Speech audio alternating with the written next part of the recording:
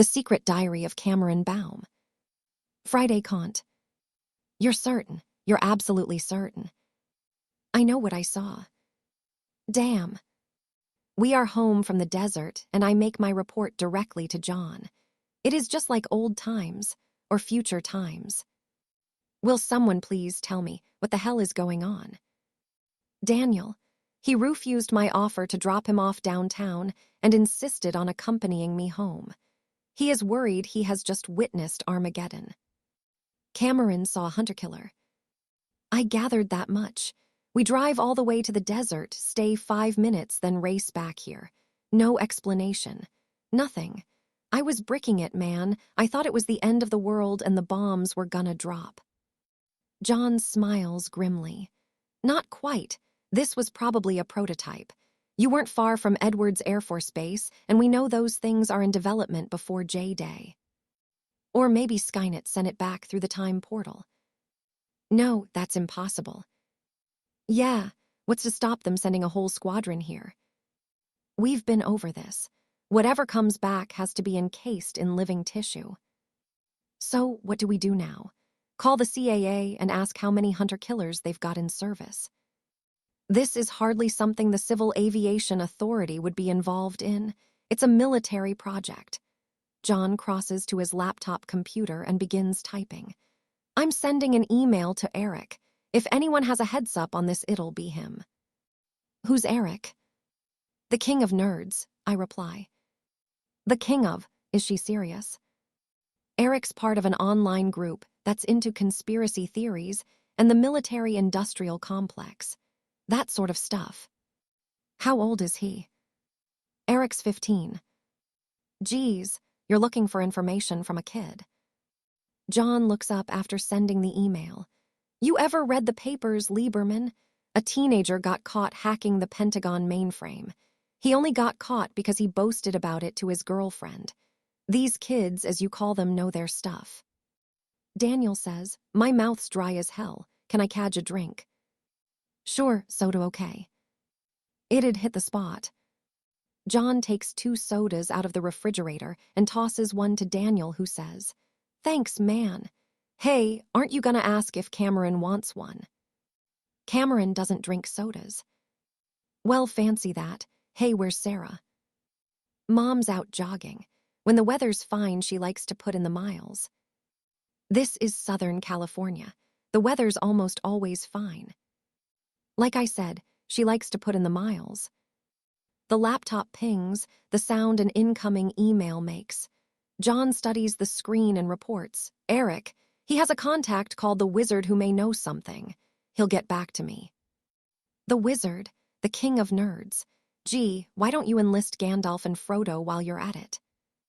Do you think they'd help? I ask hopefully. Look, I know how this must sound. Eric's cool. He helped us out before, or tried to. Yeah, doing what? Just helped us out. So you said, how so? John is silent, reluctant to divulge any information about Creed. Daniel sighs in exasperation. See, there you go again. What are you talking about? Keeping stuff from me. Secrets.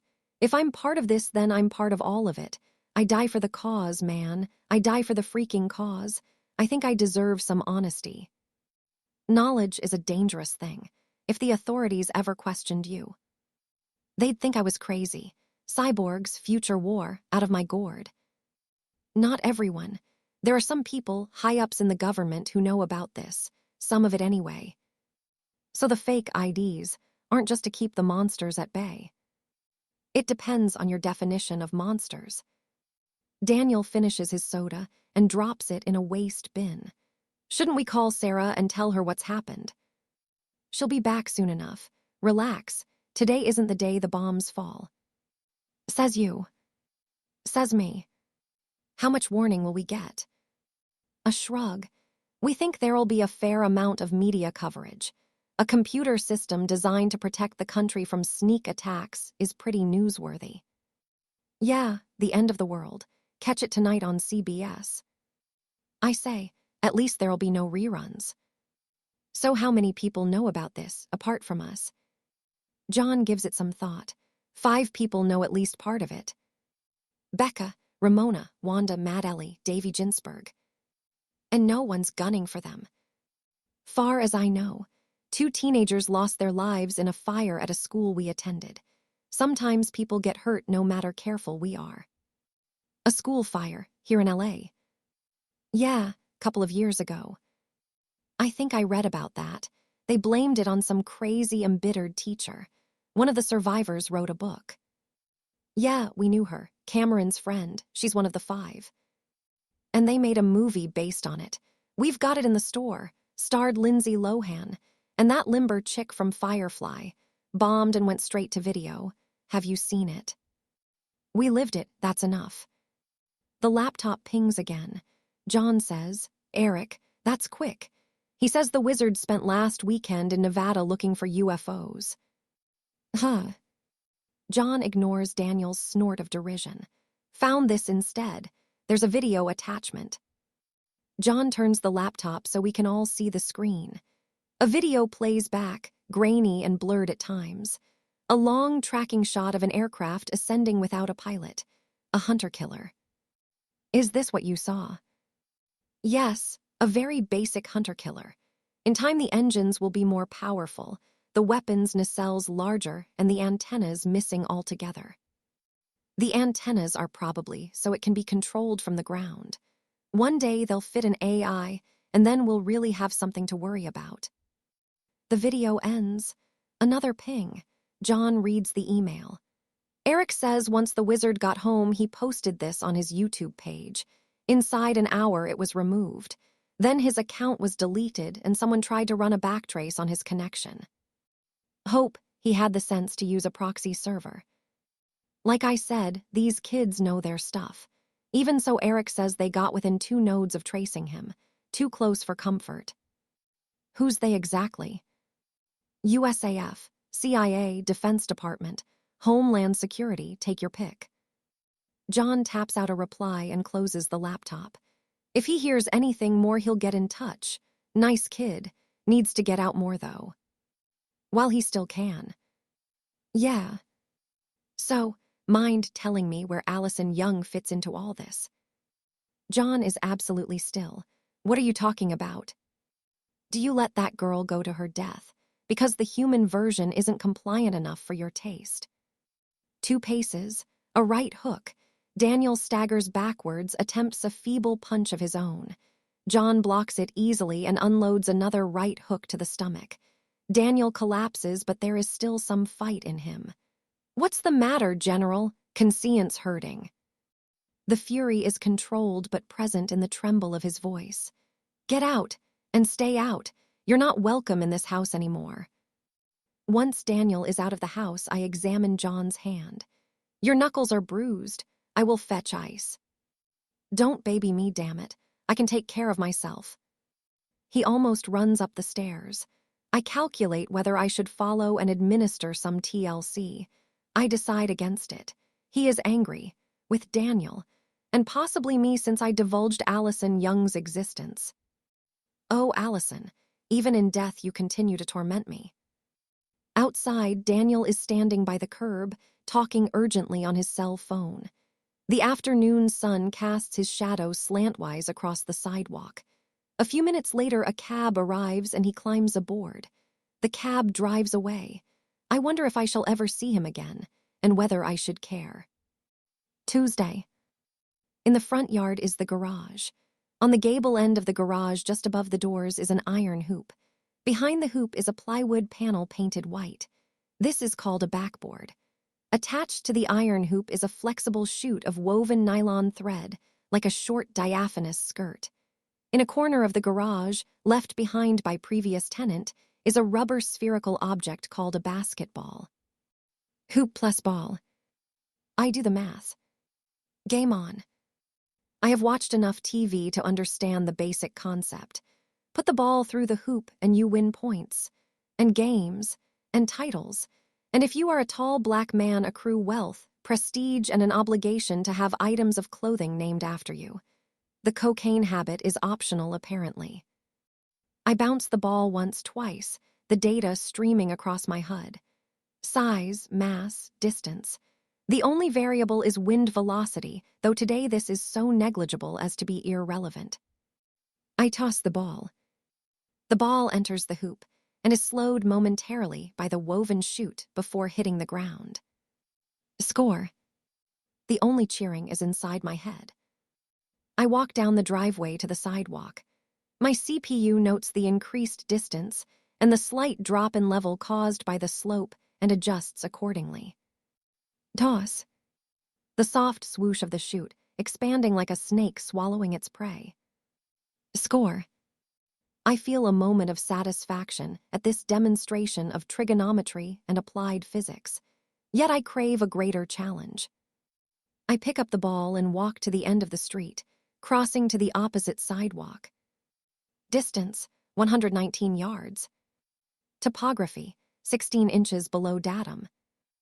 Obstacles, parked Subaru. Hedges, palm tree, eucalyptus branches. Still too straightforward. I turn my back on the target and shut my eyes. My HUD shows a 3D rendering of the street delineated in green. The distant hoop glows red. I toss the ball. Wait 4.687 seconds. The soft swoosh. Score. There is only one conclusion to be drawn from this activity. I am one kick-ass baller. Wednesday. It is 5 days since we last saw or heard from Daniel Lieberman. No one in the house appears to note his absence unduly, too absorbed by their own preoccupations. Sarah Connor still broods on what I did to her leg. She spends a great deal of time poring over medical journals seeking a cure. Ungrateful much. John continues to search the internet for more evidence of the prototype HK and is frustrated by the lack of information. Mia is full of a sudden enthusiasm for soccer. She isn't a very good goalie, but has the makings of a decent outfield player. Posters of boy bands that previously adorned her bedroom walls are replaced by soccer stars. Brandi Chastain, Lionel Messi, Cristiano Ronaldo, and an ugly troll-like figure named Rooney. Only Snowy feels Daniel's absence keenly as it means no Lulu. His whines and whimpers are mostly ignored or misinterpreted as pleas for more food. Evening, John and I are seated on the sofa watching American Idol. Sarah Connor is in another room. Snowy and Mia are in the basement den watching soccer on ESPN. Occasionally, we can hear Snowy's barks. He is having trouble understanding the offside rule. Do you suppose he's right? John asks softly. Simon Cowell. Lieberman. Do I send Allison Young to her doom so I can have you? Allison Young is captured during a Skynet assault on the lighthouse, a resistance stronghold. You do not send her to her doom. Doom goes to her. I know what happens. I could send her someplace safe. The world is a war zone. There is no place safe. The phone rings. In the other room, we hear Sarah Connor answer it. A telemarketeer, possibly. He's such a douche. Simon Cowell. Well, yeah, mostly Lieberman. I handled it badly. Let him rub me the wrong way. How the hell do I command an army if I let one jerk get to me like that? You are not yet the man you WLL become. You can say that again. I oblige, John smiles. He seeks my hand with his, we kiss. You taste fruity. You haven't been using the dishwasher detergent as mouthwash again, have you? One time I did this. One time. And I never hear the end of it. And my mouth was zesty fresh, just as advertised on the box. Mia insisted I eat a bite of her Pop-Tart, I explain. I believe she intends to fatten me up. Take more than one bite of Pop-Tart. Or several thousand. She's a good kid. She means well. So I surmised. The Latino culture has many fuller-figured matriarchal figures. Mia said that. Hardly. Her precise words were, you need more junk in the trunk. I pause. Then I ask, would you prefer me fuller-figured? Hug. Would you find me more attractive if my boobs were heavy and pendulous, my ass a wobbly gelatinous? Stop, you're making me nauseous. Many men enjoy such physical traits, I insist. Okay, fine. You pile on the pounds and I'll tell you if I prefer it that way. I remain silent. He has called my bluff, and we both know it. I can no more pile on the pounds than Kim Kardashian can hold down a regular job. Mom, what is it? Sarah Connor standing in the doorway. The look on her face tells me all I need to know. Trouble. That was Daniel on the phone. He called from jail. Jail? What's that idiot done now? He went to a bar last night and had too much to drink. Started yelling it was the end of the world and the machines were going to kill us all. When the police arrived, he told them he was destined to invent a bomb that would save the world. That gave them due cause to search his apartment. They found the gun we gave him. Shit. It gets worse. The gun was from the cash we took from Paradise and Leroy. Remember those jokers? The police have found it was used in a homicide in Van Nuys 2 years ago. They're charging Daniel with murder 1. He won't give us up. He's not that dumb. He's facing life imprisonment. We can't take the risk.